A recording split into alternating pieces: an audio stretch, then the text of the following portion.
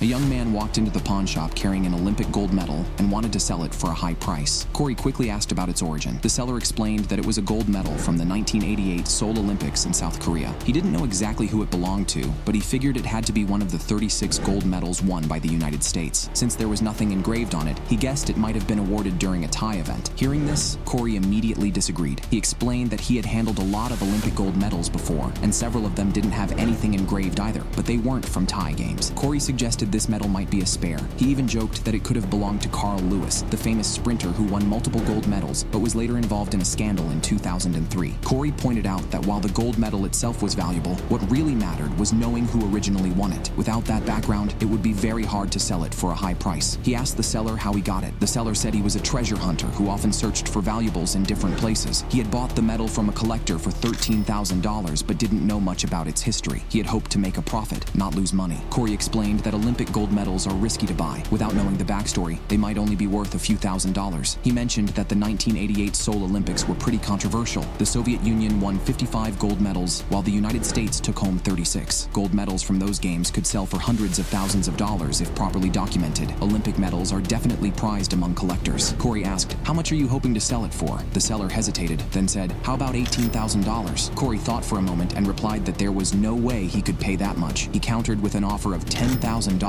The seller shook his head and came back with $13,000, but Corey stood firm. He told him that even $10,000 was a big risk, because researching the history behind the medal would take a lot of time, effort, and resources. In the end, the seller decided to take the medal back. He figured it would be better to do the research himself. After all, a few $1,000s was a lot of money to leave on the table.